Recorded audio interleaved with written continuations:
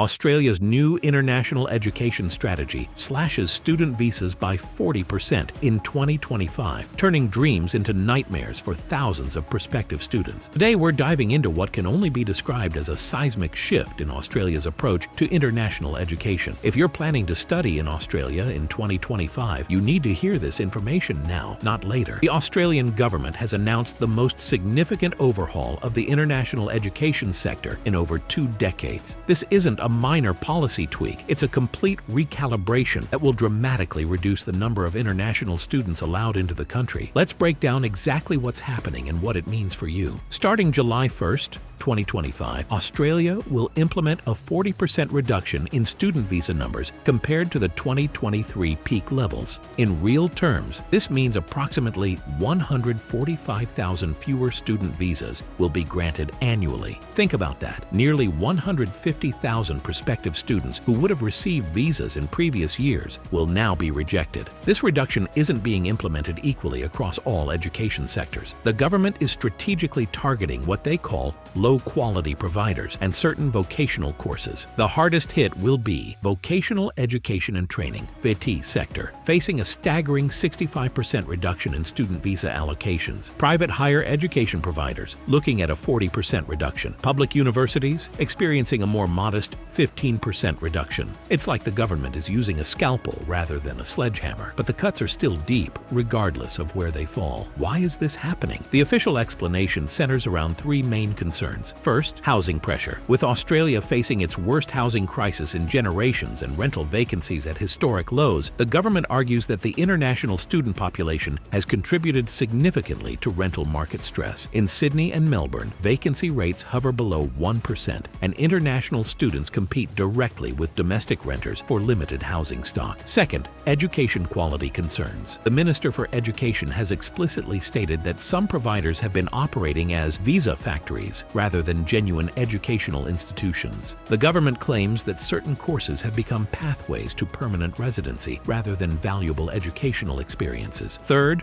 workplace exploitation. Investigations have revealed widespread underpayment and poor working conditions for international students, with some employers taking advantage of students' vulnerable visa status. The government aims to reduce this exploitation by decreasing the overall number of vulnerable students in the labor market. But here's what makes this particularly challenging. Changes are coming alongside stricter financial requirements that will make studying in Australia significantly more expensive. From January 2025, international students will need to show evidence of having access to $29,710 Australian dollars for living expenses for 1 year, up from the current $21,041. That's an increase of over 40% in required funds. For a family of 4, the financial requirement jumps to nearly $70,000 per year just for living expenses, not including tuition. Think of it this way: the door to Australian education is not only getting narrower, but also much heavier to push open. The English language requirements are also becoming more stringent. Minimum IELTS score for student visa eligibility will increase from 5.5 to 6.0 for most courses, with some professional degrees requiring scores of 7.0 or higher.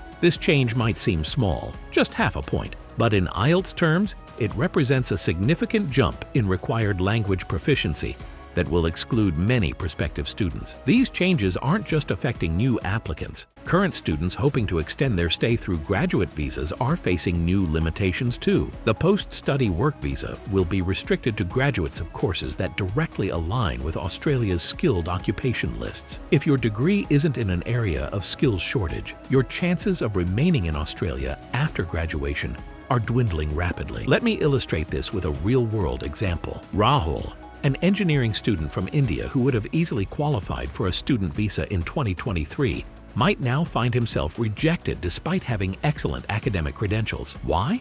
Because the overall visa cap means even qualified applicants will miss out due to increased competition for fewer spots. Similarly, May, a Chinese student hoping to study business, would now need to demonstrate significantly higher financial capacity and English proficiency than students who came just a year earlier. The government estimates these combined changes will reduce the eligible applicant pool by approximately 50%. What's particularly striking about these changes is the timing. Australia's international education sector generated approximately 32 billion Australian dollars in export revenue in 2023. After the devastation of COVID border closures, many expected the government to nurture this recovery. Instead, they've opted for what they call a reset of the entire system. Universities Australia has responded with alarm, warning that these cuts will lead to program closures, staff reductions, and potentially even institutional failures among smaller providers. They estimate job losses in the education sector could reach 25,000 nationwide, with regional universities particularly vulnerable. So what can you do if you're still determined to study in Australia despite these barriers? First, prioritize high-demand fields. The government has indicated that applications for courses in critical skills, shortage areas will receive preferential treatment. These include nursing and healthcare, engineering, particularly electrical and civil, computer science and cybersecurity, agricultural sciences, certain education specializations. Second, consider regional universities. The government is implementing regional incentives, including additional post-study work rights for students who study outside major cities. Students at regional institutions will be eligible for up to 4 years of post-study work rights, compared to just 2 years for metropolitan graduates. Third, start preparing much earlier. With increased competition, last-minute applications will stand little chance. Begin your application process at least 12 to 18 months before your intended start date. Fourth, explore alternative pathways. Some students are now looking at beginning their studies online while in their home country, then transferring to Australia for the final year or 2 of their degree. This reduces the overall cost while still providing an Australian qualification.